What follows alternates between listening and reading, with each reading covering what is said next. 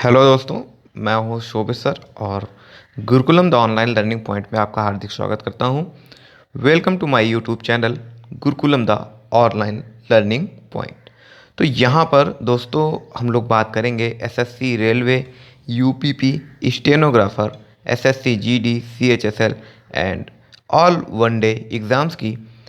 साथ ही साथ बच्चों हम लोग बात करेंगे यूपी, सीबीएसई, आईसीएसई बोर्ड के 9 to 12 ऑल सब्जेक्ट और ऑल क्लासेस की। तो साथियों वीडियो को शेयर, सब्सक्राइब और लाइक ज़रूर कर दें। तो आइए आज हम लोग बात करते हैं गुलाम वंश के शासक कुतुबुद्दीन ऐबक के जीवन काल की।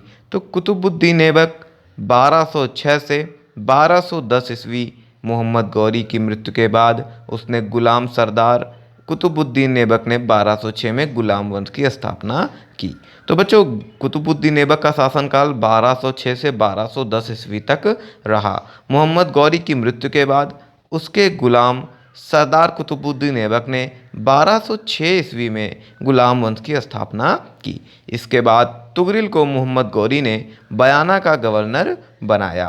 कुतुबुद्दीन ऐबक दिल्ली का गवर्नर था और कुतुबुद्दीन ऐबक को गौर के सुल्तान गयासुद्दीन महमूद ने दास्ता से मुक्त किया।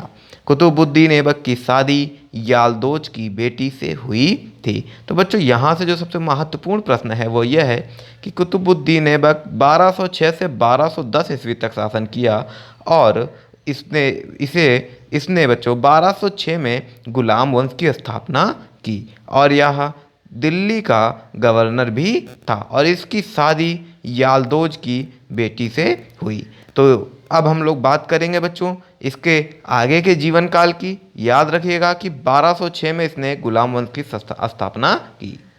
अब बात करते हैं आगे के जीवन की। तो बच्चों 1210 में कुतुबुद्दीन ऐबक की मृत्यु लाहौर में चौगान, जिसे बच्चों आज पोलो के नाम से जानते हैं, खेलते समय इसकी मृत्यु हुई थी। 1210 में कुतुबुद्दीन ऐबक की मृत्यु लाहौर में चौगान अर्थात बच्चों पोलो खेलते समय इसकी मृत्यु हुई थी। लाख बख्श, लाखों में दान करने वाला के नाम से कुतुबुद्दीन को जाना जाता है। इसका एक नाम और है लाख बख्श, जिसका अर्थ होता है लाखों में दान करने वाला। तो इसके बाद दिल्ली में कुव्वतुल इस्लाम मस्जिद और अजमेर में 2.5 दिन का झोपड़ा कुतुबुद्दीन ऐबक ने बनवाया था। इसके द्वारा निर्मित इमारतें इस्लाम मस्जिद, इस्लाम मस्जिद दिल्ली और अजमेर में 2.5 दिन का झोपड़ा है। कुतुबुद्दीन ऐबक का राज्याभिषेक 1206 में लाहौर में हुआ था। कुतुबुद्दीन ऐबक का राज्याभिषेक कब हुआ? 1206 में लाहौर में हुआ था और कुतुबुद्दीन ऐबक ने 1206 से 1210 तक लाहौर से ही शासन किया। ऐबक ने साम्राज्य विस्तार से अधिक ध्यान राज्य के सुदृढ़ीकरण पर दिया था और साथ ही साथ कुतुबुद्दीन ऐबक ने अपनी बहन की शादी नसरुद्दीन कुबाचा से की। कुतुबुद्दीन ऐबक ने अपनी दूसरी पुत्री की शादी इल्तुतमिश से की थी और कुतुबुद्दीन ऐबक को सुल्तान के रूप में 1208 में मान्यता मिली। तो इसे सुल्तान के रूप में मान्यता कब मिली थी? 1208 में और इसका राज्याभिषेक 1206 में हुआ था। अब बात करते हैं कि कुतुबुद्दीन ऐबक के क्या कार्य थे, इसने कैसे चीज़ों को आगे बढ़ाया। तो कुतुबुद्दीन ऐबक ने गौरी की भारतीय सल्तनत में मलिक एवं सिपह सालार की हैसियत से पद पर कार्य किया था। ये इसने मलिक मोहम्मद गौरी के शासन काल में, जब मोहम्मद गौरी भारत में शासन कर रहा था, इसने उसके यहाँ ड्यूटी या नौकरी भी की थी। कुतुबुद्दीन ऐबक को हातिम द्वितीय की संज्ञा दानशीलता एवं उदारता के कारण दी गई थी। इसे हातिम द्वितीय कहा जाता था क्योंकि यह दानशील एवं उदार व्यक्ति था। हसन निजामी एवं फ़ख-ए-मुदव्विर को कुतुबुद्दीन ऐबक का संरक्षण प्राप्त था। कुतुब मीनार कुतुबुद्दीन ऐबक ने शेख ख्वाजा कुतुबुद्दीन बख्तियार काकी की स्मृति में बनाया था। यह प्रश्न परीक्षाओं में आता है कि कुतुब मीनार किसने और किसकी याद में बनवाया था।